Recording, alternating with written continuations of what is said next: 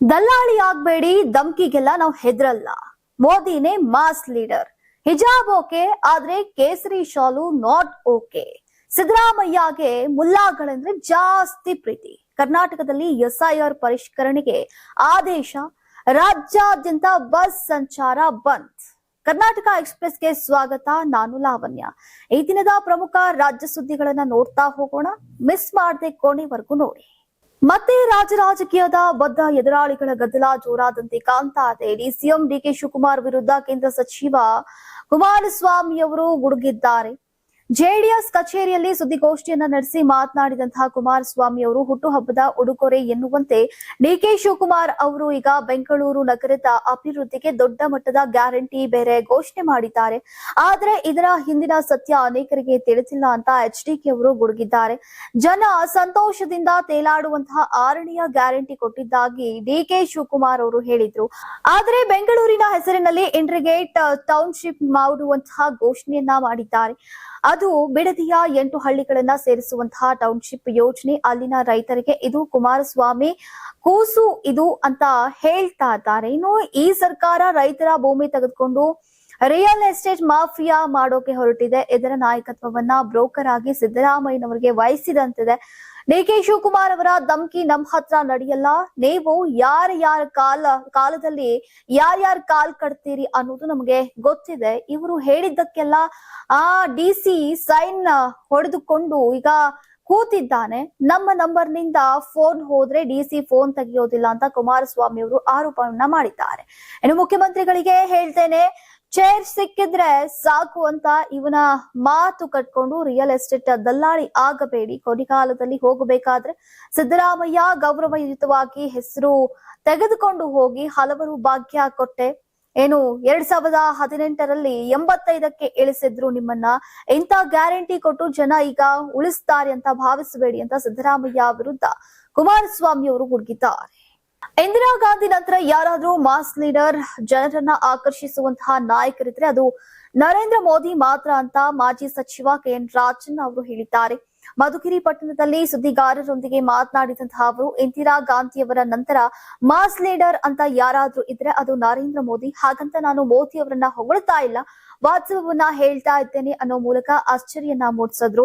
ರಾಜಕಾರಣದಲ್ಲಿ ಪಾಪ್ಯುಲಾರಿಟಿ ಯಾರಿಗೂ ಶಾಶ್ವತವಲ್ಲ, ಅದನ್ನ ಮೊದಲು ಅವರು ಅರಿಬೇಕು. ಈ ಹಿಂದೆ ಇಂದಿರಾ ಗಾಂಧಿ ಅವರ ಹೆಸರು ಹೇಳ್ಕೊಂಡೆ 200 ಜನ ಎಂಪಿಗಳು ಗೆಲ್ತಾ ಇದ್ರು. ಆದ್ರೆ ಅವರೇ ಪರಿಸ್ಥಿತಿಯ ಒತ್ತಡಗಳಿಗೆ ಸಿಲುಕಿ ಸ್ವಯಂ ಸೋಲು ಅನುಭವಿಸಬೇಕಾಯ್ತು ಎಂದ್ರು. ನೀವು ಮೋದಿಯನ್ನ ಹೊಗಳು ಬಿಟ್ಟವನೇ ಅಂತ ಬರೆದ್ರೆ ನಮ್ಮವರೆಲ್ಲ ನನ್ನ ಮೇಲೆ ಕಣ್ಣು ಕೆಂಪಗೆ ಮಾಡ್ಕೋತಾರೆ. ನಾನು ವಾಸ್ತವಾಂಶವನ್ನ ಹೇಳುವವನು. ಮೋದಿ ಈಗ ಆಕಾಶದಲ್ಲಿದ್ದಾರೆ, ಭೂಮಿಗೆ ಬಂದಾಗ ಕಷ್ಟ ಸುಖ ಏನು ಅಂತ ಗೊತ್ತಾಗತ್ತೆ ಎಂದಿದ್ದಾರೆ. ಇಂಧನ ಮಿತಿ ವ್ಯಯದ ಹಿನ್ನೆಲೆಯಲ್ಲಿ ಪ್ರಧಾನಿ ನರೇಂದ್ರ ಮೋದಿ ತಮ್ಮ ಬೆಂಗಾವಲು ಪಡೆಯ ವಾಹನಗಳ ಸಂಖ್ಯೆಯನ್ನ ಕಡಿಮೆ ಮಾಡಿದ ಬೆನ್ನಲ್ಲೇ ಕರ್ನಾಟಕದಲ್ಲೂ ಕೂಡ ಇದೇ ಕ್ರಮ ಜಾರಿಗೆ ಬರಬಹುದೇ ಎಂಬ ಚರ್ಚೆ ಆರಂಭವಾಗಿದೆ. ಈ ಕುರಿತು ಮೈಸೂರಿನಲ್ಲಿ ಪ್ರತಿಕ್ರಿಯೆ ನೀಡಿದಂತಹ ಮುಖ್ಯಮಂತ್ರಿ ಸಿದ್ದರಾಮಯ್ಯ ಅವರು, ಪ್ರಧಾನಿಯವರು ಕೈಗೊಂಡಿರುವಂತಹ ನಿರ್ಧಾರ ತಾತ್ಕಾಲಿಕ ಕ್ರಮವಷ್ಟೇ ಅಂತ ಅಭಿಪ್ರಾಯವನ್ನ ಪಟ್ಟಿದ್ದಾರೆ. ಇಂದಿನ ಬಿಕ್ಕಟ್ಟಿನಂತಹ ಗಂಭೀರ ಸಮಸ್ಯೆಗೆ ಕೇವಲ ವಾಹನ ಸಮಸ್ಯೆಯನ್ನ ಅಂದ್ರೆ ವಾಹನಗಳ ಸಂಖ್ಯೆಯನ್ನ ಕಡಿಮೆ ಮಾಡೋದ್ರಿಂದ ಈಗ ಶಾಶ್ವತ ಪರಿಹಾರ ಸಿಗೋದಿಲ್ಲ ಅಂತ ಹೇಳಿದಂತಹ ಸಿಎಂ ಅವರು, ಬೇರೆ ದೇಶಗಳೊಂದಿಗೆ ಸಮಾಲೋಚನೆಯನ್ನು ನಡೆಸಿ ದೀರ್ಘಕಾಲಿಕ ಪರಿಹಾರ ಕಂಡುಕೊಳ್ಳುವುದು ಅಗತ್ಯ ಅಂತ ಹೇಳಿದ್ದಾರೆ. ಜಾಗತಿಕ ಮಟ್ಟದಲ್ಲಿ ಇಂಧನ ಪೂರೈಕೆ ಹಾಗೂ ಬೆಲೆ ಏರಿಕೆಯ ಸಮಸ್ಯೆಗಳು ಹೆಚ್ಚುತ್ತಾ ಇರುವಂತಹ ಹಿನ್ನೆಲೆಯಲ್ಲಿ ಕೇಂದ್ರ ಸರ್ಕಾರ ಹಲವು ಮಿತವ್ಯಯ ಕ್ರಮಗಳನ್ನ ಕೈಗೊಳ್ತಾ ಇದೆ.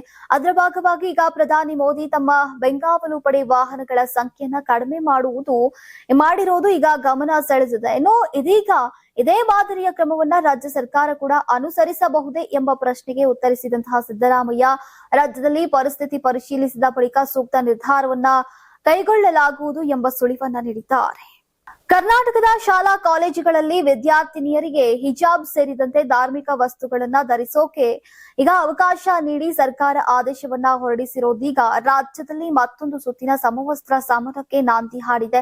ಶಾಲಾ ಕಾಲೇಜುಗಳಲ್ಲಿ ಹಿಜಾಬ್ ನಿಷೇಧಿಸಿ 2022ರಲ್ಲಿ ಅಂದಿನ ಸರ್ಕಾರ ಜಾರಿಗೆ ತಂದಿದ್ದಂತಹ ಸಮವಸ್ತ್ರ ಸಂಹಿತೆಯನ್ನ ಹೈಕೋರ್ಟ್ ಎತ್ತಿ ಹಿಡಿದಿತ್ತು. ಅಂತ ವಿಪಕ್ಷಗಳು ಮುಗಿಬಿದ್ದಿವೆ. ಹೀಗಿದ್ರೂ ಕೂಡ ಸಿಎಂ ಸಿದ್ದರಾಮಯ್ಯ ಮಾತ್ರ ಸರ್ಕಾರದ ನಡೆಯನ್ನ ಸಮರ್ಥಿಸಿಕೊಂಡಿದ್ದಾರೆ. ಈ ಕುರಿತು ಮೈಸೂರಿನಲ್ಲಿ ಪ್ರತಿಕ್ರಿಯೆ ನೀಡಿದಂತಹ ಮುಖ್ಯಮಂತ್ರಿ ಸಿದ್ದರಾಮಯ್ಯ, ಕೇಸರಿ ಶಾಲು ಧರಿಸಿ ಶಾಲೆ ಕಾಲೇಜುಗಳಿಗೆ ಬರುವಂತಿಲ್ಲ ಅಂತ ಸ್ಪಷ್ಟಪಡಿಸಿದ್ರು. ಇನ್ನು ಹಿಜಾಬ್ ವಿಚಾರದಲ್ಲಿ ಬಿಜೆಪಿ ಆಕ್ಷೇಪ ವ್ಯಕ್ತಪಡಿಸಿರುವಂತಹ ಬಗ್ಗೆ ಮಾತನಾಡಿದಂತಹ ಸಿಎಂ, ಜನಿವಾರ, ರುದ್ರಾಕ್ಷಿ, ಶಿವಧಾರ, ಹಿಜಾಬ್ ಇವುಗಳನ್ನ ಧರಿಸಬಹುದು, ಆದರೆ ಕೇಸರಿ ಶಾಲನ್ನ ಹಾಕಿಕೊಂಡು ಶಾಲೆ ಕಾಲೇಜುಗಳಿಗೆ ಬರುವುದಕ್ಕೆ ಅವಕಾಶ ಇರೋದಿಲ್ಲ ಅಂತ ಹೇಳಿದ್ರು. ಯಾವ ಧಾರ್ಮಿಕ ನಂಬಿಕೆಗಳು ಹಾಗೂ ಆಚರಣೆಗಳು ಸಮಾಜದಲ್ಲಿ ಚಾಲ್ತಿಯಲ್ಲಿವೆಯೋ ಅವುಗಳಿಗೆ ಮಾತ್ರ ಅವಕಾಶವನ್ನು ನೀಡಲಾಗುತ್ತೆ ಅಂತ ಸರ್ಕಾರದ ನಿಲುವನ್ನ ಸಮರ್ಥಿಸಿಕೊಂಡ್ರು. ರಾಜ್ಯ ಸರ್ಕಾರ ಶಾಲೆ ಕಾಲೇಜುಗಳಲ್ಲಿ ಹಿಜಾಬ್ ಧರಿಸೋಕೆ ಅವಕಾಶ ನೀಡಿರುವಂತಹ ಆದೇಶದ ವಿರುದ್ಧ ಈಗ ಬಿಜೆಪಿ ನಾಯಕರು ತೀವ್ರ ಆಕ್ರೋಶವನ್ನ ವ್ಯಕ್ತಪಡಿಸಿದ್ದು, ವಿಪಕ್ಷ ನಾಯಕ ಆರ್ ಅಶೋಕ್ ಮುಖ್ಯಮಂತ್ರಿ ಸಿದ್ದರಾಮಯ್ಯ ವಿರುದ್ಧ ವಾಗ್ದಾಳಿಯನ್ನ ನಡೆಸಿದ್ದಾರೆ. ಸಿದ್ದರಾಮಯ್ಯ ಅಂದ್ರೆ ಮುಸ್ಲಿಮರಿಗೆ ಭರಪೂರ ಅವಕಾಶ, ಮುಸ್ಲಿಮರನ್ನ ಕಂಡ್ರೆ ಜಾಸ್ತಿ ಪ್ರೀತಿ, ಹಿಂದೂಗಳನ್ನ ಮಾತ್ರ ಕಡೆಗಣಿಸಿರುವಂತಹ ಕೆಲಸವನ್ನ ಮಾಡ್ತಾ ಇದ್ದಾರೆ ಅಂತ ಆರೋಪಿಸಿದ್ರು. ಇನ್ನು ನಮ್ಮ ಸರ್ಕಾರದ ಅವಧಿಯಲ್ಲಿ ನಿಷೇಧಿಸಿದ್ದಂತಹ ಹಿಜಾಬ್ ವ್ಯವಸ್ಥೆನ ಈಗ ಮತ್ತೆ ಜಾರಿಗೆ ತರ್ತಾ ಇರುವುದು ಕೇವಲ ವೋಟ್ ಬ್ಯಾಂಕ್ ರಾಜಕೀಯಕ್ಕಾಗಿ ಅಂತ ಆರ್ ಅಶೋಕ್ ಟೀಕಿಸಿದ್ದಾರೆ. ಸಿದ್ದರಾಮಯ್ಯ ಅವರಿಗೆ ಜನಿವಾರ ಕಂಡ್ರೆ ಆಗಲ್ಲ, ಬೊಟ್ಟು ಇಟ್ಕೊಂಡ್ರೆ ಆಗಲ್ಲ, ದೇವಸ್ಥಾನಕ್ಕೆ ಹೋದ್ರೆ ಆಗಲ್ಲ, ಆದ್ರೆ ಮುಲ್ಲಾಗಳ ಮೇಲೆ ಬಹಳ ಪ್ರೀತಿ ಇದೆ ಅಂತ ವ್ಯಂಗ್ಯವಾಡಿದ್ರು. ಇನ್ನು ಸರ್ಕಾರದ ಹಿಂದೂ ವಿರೋಧಿ ಸರ್ಕಾರವಾಗಿದೆ, 100 ಕೋಟಿ ರೂಪಾಯಿ ಅನುದಾನವನ್ನ ಈಗ ಮುಸ್ಲಿಮರಿಗೆ ನೀಡಲಾಗಿದೆ ಅಂತ ಆರೋಪಿಸಿದ್ರು. ಓಟ್ಗಾಗಿ ಸಿದ್ದರಾಮಯ್ಯ ಯಾವುದೇ ಮಟ್ಟಕ್ಕೂ ಕೂಡ ಹೋಗೋಕೆ ಸಿದ್ಧರಿದ್ದಾರೆ ಅನ್ನೋದನ್ನ ಈ ಕ್ರಮಗಳು ತೋರಿಸ್ತಾ ಇವೆ ಅಂತ ಹೇಳಿದ್ರು. ಇನ್ನು ಚುನಾವಣೆಯ ಸಮಯದಲ್ಲಿ ಮಠಗಳಿಗೆ ಹೋಗಿ ಆಶೀರ್ವಾದವನ್ನ ಪಡೆಯುವವರು ಈಗ ಕೇಸರಿ ಬೇಡ ಅಂತಿದ್ದಾರೆ. ಬಿಜೆಪಿಯ ಎಲ್ಲಾ ಮುಖಂಡರೊಂದಿಗೆ ಚರ್ಚಿಸಿ ಸರ್ಕಾರದ ಈ ನಿರ್ಧಾರದ ವಿರುದ್ಧ ರಾಜ್ಯಾದ್ಯಂತ ಹೋರಾಟವನ್ನ ನಡೆಸ್ತೇವೆ ಅಂತ ಆರ್ ಅಶೋಕ್ ಅವರು ಎಚ್ಚರಿಕೆಯನ್ನ ನೀಡಿದ್ರು. ಹಿಜಾಬ್ ವಿಚಾರದಲ್ಲಿ ರಾಜ್ಯ ಸರ್ಕಾರ ಹೈಕೋರ್ಟ್ ತೀರ್ಪನ್ನ ಉಲ್ಲಂಘನೆ ಮಾಡಿದ್ದು, ಈಗ ಶಾಲಾ ಕಾಲೇಜುಗಳಿಗೆ ವಿದ್ಯಾರ್ಥಿನಿಯರು ಹಿಜಾಬ್ ಧರಿಸಿ ಬಂದ್ರೆ ರಾಜ್ಯದ ಎಲ್ಲಾ ಶೈಕ್ಷಣಿಕ ಸಂಸ್ಥೆಗಳು ಮಾತ್ರವಲ್ಲದೆ ಕರ್ನಾಟಕದ ವಿಧಾನ ಮಂಡಲ ಕೂಡ ಕೇಸರಿಮಯವಾಗಲಿದೆ ಅಂತ ಮಾಜಿ ಡಿಸಿಎಂ ಕೆಎಸ್ ಈಶ್ವರಪ್ಪ ಅವರು ಎಚ್ಚರಿಕೆಯನ್ನ ನೀಡಿದ್ರು. ಇನ್ನು ರಾಜ್ಯ ಸರ್ಕಾರ ಹೈಕೋರ್ಟ್ ನ ಸ್ಪಷ್ಟವಾದಂತಹ ತೀರ್ಪನ್ನ ಗಾಳಿಗೆ ತೂರಿದೆ. ಸಂವಿಧಾನ ಹಾಗೂ ಕಾನೂನಿನ ಬಗ್ಗೆ ಸದಾ ಮಾತನಾಡುವಂತಹ ಮುಖ್ಯಮಂತ್ರಿಗಳು, ಉಪಮುಖ್ಯಮಂತ್ರಿಗಳು ಹಾಗೂ ಗೃಹ ಸಚಿವರು ಈಗ ಏನ್ ಮಾಡ್ತಿದ್ದಾರೆ? ಒಂದ್ ಕಡೆ ಸರ್ವ ಜನಾಂಗದ ಶಾಂತಿಯ ತೋಟ ಅಂತ ಹೇಳ್ತಾನೆ ಶಾಂತವಾಗಿರುವಂತಹ ರಾಜ್ಯದಲ್ಲಿ ಹಿಂದೂ ಮುಸ್ಲಿಂ ನಡುವೆ ಗೊಂದಲವನ್ನ ಸೃಷ್ಟಿಸಿ ಕೋಮು ಘರ್ಷಣೆಗೆ ಪ್ರಚೋದನೆಯನ್ನ ನೀಡುತ್ತಿದ್ದಾರೆ ಅಂತ ಕಿಡಿಕಾರಿದ್ರು. ಇನ್ನು ದಾವಣಗೆರೆ ಉಪಚುನಾವಣೆ ಸಂದರ್ಭದಲ್ಲಿ ಟಿಕೆಟ್ ಹಂಚಿಕೆ ವಿಚಾರವಾಗಿ ಅಸಮಾಧಾನಗೊಂಡಿದ್ದಂತಹ ಮುಸ್ಲಿಂ ಸಮುದಾಯವನ್ನ ತೃಪ್ತಿಪಡಿಸೋಕೆ ಸರ್ಕಾರ ಈ ನಿರ್ಧಾರವನ್ನ ಮಾಡಿದೆ ಅಂತ ಆರೋಪಿಸಿದಂತಹ ಅವರು ಬಿಜೆಪಿ ಸರ್ಕಾರದ ಸಮವಸ್ತ್ರ ನೀತಿಯನ್ನ ಹೈಕೋರ್ಟ್ ಸ್ವಾಗತಿಸಿತ್ತು. ಆದರೆ ಈಗಿನ ಸರ್ಕಾರ ಮುಸ್ಲಿಮರ ಓಲೈಕೆಗಾಗಿ ಹಳೆಯ ಆದೇಶವನ್ನ ಹಿಂಪಡೆದು ಈಗ ನ್ಯಾಯಾಂಗದ ಆದೇಶವನ್ನ ಉಲ್ಲಂಘಿಸಿದೆ. ಈ ಓಲೈಕೆಯ ನೀಚ ವ್ಯವಸ್ಥೆಯಿಂದಾಗಿ ಡಿಎಂಕೆ ಮಾದರಿಯಲ್ಲಿ ಈಗ ಕಾಂಗ್ರೆಸ್ ಸರ್ಕಾರ ಕೂಡ ಪತನವಾಗಲಿದೆ ಅಂತ ಎಚ್ಚರಿಕೆಯನ್ನ ನೀಡಿದ್ರು. ಹಿಜಾಬ್ಗೆ ಅನುಮತಿ ಕೊಟ್ರೆ ಕೇಸರಿಗೂ ಕೂಡ ಅವಕಾಶವನ್ನ ಕೊಡಿ ಅಂತ ಬಿಜೆಪಿ ನಾಯಕರು ಆಗ್ರಹಿಸಿದ್ದಾರೆ. ಹಿಜಾಬ್ ನಿಷೇಧ ವಾಪಸ್ ಪಡೆದುಕೊಂಡಂತಹ ಸರ್ಕಾರದ ನಡೆಗೆ ಈಗ ಬಿಜೆಪಿ ನಾಯಕರು ವ್ಯಾಪಕವಾಗಿ ವಿರೋಧವನ್ನ ಮಾಡ್ತಿದ್ದಾರೆ.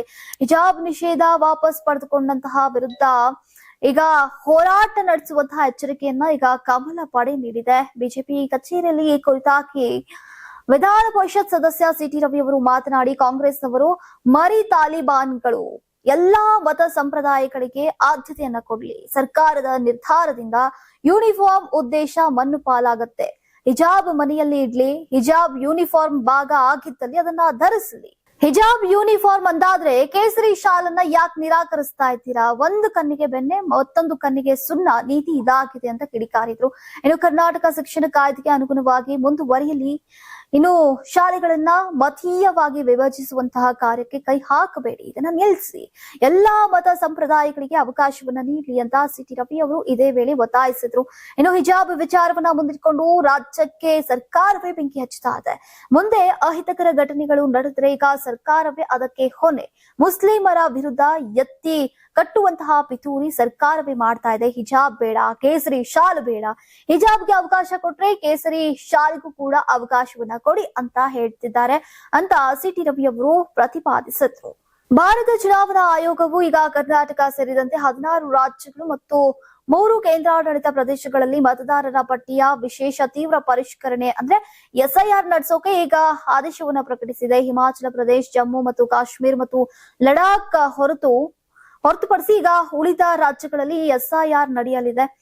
ಈ ರಾಜ್ಯಗಳಲ್ಲಿ ಕಷ್ಟಕರವಾದಂತಹ ಭೂಪ್ರದೇಶ, ಹವಾಮಾನ ಅಡಚಣೆಗಳು ಮತ್ತು ಕಾರ್ಯಾಚರಣೆಯ ಸವಾಲುಗಳು, ವಿಶೇಷವಾಗಿ ಹಿಮಪಾತ ಪೀಡಿತ ಮತ್ತು ಎತ್ತರದ ಪ್ರದೇಶಗಳಿರುವುದರಿಂದ ಎಸ್ಐಆರ್ ಪ್ರಕ್ರಿಯೆಯನ್ನ ಮುಂದೂಡಿದೆ. ಜನಗಣತಿಯ 2ನೇ ಹಂತದ ಪ್ರಗತಿ ಮತ್ತು ಸ್ಥಳೀಯ ಲಾಜಿಸ್ಟಿಕ್ ಪರಿಸ್ಥಿತಿಗಳನ್ನ ಪರಿಗಣಿಸಿದ ನಂತರ ಈ ಪ್ರದೇಶಗಳಲ್ಲಿ ಪ್ರತ್ಯೇಕ ವೇಳಾಪಟ್ಟಿಯನ್ನ ಘೋಷಿಸಲಾಗುವುದು ಅಂತ ಚುನಾವಣಾ ಆಯೋಗ ತಿಳಿಸಿದೆ. ಇನ್ನು ಹಂತ 3ರ ಪ್ರಾರಂಭದ ಕುರಿತು ಮಾತನಾಡಿದಂತಹ ಮುಖ್ಯ ಚುನಾವಣಾ ಆಯುಕ್ತ ಜ್ಞಾನೇಶ್ ಕುಮಾರ್ ಅವರು ಮತದಾರರು ಪರಿಷ್ಕರಣೆ ಪ್ರಕ್ರಿಯೆಯಲ್ಲಿ ಸಕ್ರಿಯವಾಗಿ ಭಾಗವಹಿಸುವಂತೆ ಮನವಿಯನ್ನ ಮಾಡಿದ್ದಾರೆ. ಅರ್ಹ ನಾಗರಿಕರು ಮಾತ್ರ ಪಟ್ಟಿಯಲ್ಲಿ ಉಳಿಯುವಂತೆ ನೋಡಿಕೊಳ್ಳುವ ಮೂಲಕ ನಿಖರವಾದಂತಹ ಮತದಾರರ ಪಟ್ಟಿಯನ್ನ ನಿರ್ವಹಿಸುವುದು ಮತ್ತು ಅನರ್ಹ ನಮೂದುಗಳನ್ನ ಈಗ ತಡೆಯುವುದು ಈ ಪ್ರಕ್ರಿಯೆ ಉದ್ದೇಶವಾಗಿದೆ ಅಂತ ಹೇಳಿದ್ದಾರೆ. ಇನ್ನು ಈ ಹಂತದಲ್ಲಿ ಸುಮಾರು 36.73 ಕೋಟಿ ಮತದಾರರನ್ನ ತಲುಪುವ ಗುರಿಯನ್ನ ಹೊಂದಲಾಗಿದೆ.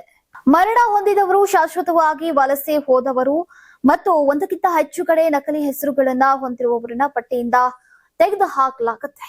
ಬಾಗಲಕೋಟೆ ಹಾಗೂ ದಾವಣಗೆರೆ ದಕ್ಷಿಣ ವಿಧಾನಸಭಾ ಕ್ಷೇತ್ರಗಳ ಉಪಚುನಾವಣೆಯಲ್ಲಿ ನೂತನವಾಗಿ ಆಯ್ಕೆಯಾದಂತಹ ಶಾಸಕರು ಇಂದು ಅಧಿಕೃತವಾಗಿ ಪದಗ್ರಹಣವನ್ನ ಮಾಡಿದ್ರು. ವಿಧಾನಸೌಧದ ಸಮ್ಮೇಳನ ಸಭಾಂಗಣದಲ್ಲಿ ನಡೆದಂತಹ ಸಮಾರಂಭದಲ್ಲಿ ನೂತನ ಶಾಸಕರು ಶಾಸನಬದ್ಧವಾಗಿ ಪ್ರಮಾಣ ವಚನವನ್ನ ಸ್ವೀಕರಿಸಿದ್ರು. ಬಾಗಲಕೋಟೆ ಕ್ಷೇತ್ರದ ನಾಯಕ ಉಮೇಶ್ ಮೇಟಿ ಹಾಗೂ ದಾವಣಗೆರೆ ದಕ್ಷಿಣ ಕ್ಷೇತ್ರದ ಶಾಸಕ ಸಮರ್ಥ ಶಾಮನೂರ್ ಅವರಿಗೆ ವಿಧಾನಸಭೆಯ ಸಭಾಧ್ಯಕ್ಷರಾದಂತಹ ಯುಟಿ ಖಾದರ್ ಅವರು ಪ್ರತಿಜ್ಞಾ ವಿಧಿಯನ್ನ ಬೋಧಿಸಿದ್ರು. ಸಂವಿಧಾನದ ಹೆಸರಿನಲ್ಲಿ ಪ್ರಮಾಣ ವಚನ ಸ್ವೀಕರಿಸಿದಂತಹ ನೂತನ ಶಾಸಕರಿಗೆ ಸಭಾಧ್ಯಕ್ಷರು ಶುಭವನ್ನ ಕೋರಿದ್ರು. ಈ ಮಹತ್ವದ ಕ್ಷಣಕ್ಕೆ ರಾಜ್ಯ ರಾಜಕಾರಣದ ಹಲವು ಗಣ್ಯರು ಕೂಡ ಸಾಕ್ಷಿಯಾಗಿದ್ರು. ವೇದಿಕೆಯ ಮೇಲೆ ಸಚಿವರಾದಂತಹ ಸತೀಶ್ ಜಾರಕಿಹೊಳಿ, ದಾವಣಗೆರೆ ಸಂಸದೆ ಪ್ರಭಾ ಮಲ್ಲಿಕಾರ್ಜುನ್, ಮಾಜಿ ಸಚಿವ ಎಸ್ಆರ್ ಪಾಟೀಲ್ ಹಾಗೂ ವಿಧಾನಸಭೆಯ ಉಪ ಸಭಾಧ್ಯಕ್ಷರಾದಂತಹ ರುದ್ರಪ್ಪ ಲಮಾನಿ ಕೂಡ ಉಪಸ್ಥಿತರಿದ್ದರು. ಕಾರ್ಯಕ್ರಮದ ನಿರ್ವಹಣೆಯನ್ನ ವಿಧಾನಸಭೆಯ ಕಾರ್ಯದರ್ಶಿಗಳಾದಂತಹ ಎಂಕೆ ವಿಶಾಲಾಕ್ಷಿ ಅವರು ನಡೆಸಿಕೊಟ್ಟರು. ಪ್ರಮಾಣ ವಚನ ಸ್ವೀಕರಿಸಿದ ಬಳಿಕ ನೂತನ ಶಾಸಕರು ಸದನದ ಕಾರ್ಯಕಲಾಪಗಳಲ್ಲಿ ಭಾಗವಹಿಸೋಕೆ ಅಧಿಕೃತವಾಗಿ ಅರ್ಹತೆ ಪಡೆದ್ರು. ನೂತನ ಶಾಸಕರ ಬೆಂಬಲಿಗರು ಹಾಗೂ ಕುಟುಂಬಸ್ಥರು ಈ ಸಂದರ್ಭದಲ್ಲಿ ಸಂಭ್ರಮವನ್ನ ವ್ಯಕ್ತಪಡಿಸಿದ್ರು. ರಾಜ್ಯದ ಸಾರ್ವಜನಿಕ ಸಾರಿಗೆ ವ್ಯವಸ್ಥೆ ಮೇ 20ರಿಂದ ಭಾರಿ ಅಸ್ತವ್ಯಸ್ತವಾಗುವಂತಹ ಸಾಧ್ಯತೆ ಎದುರಾಗಿದೆ.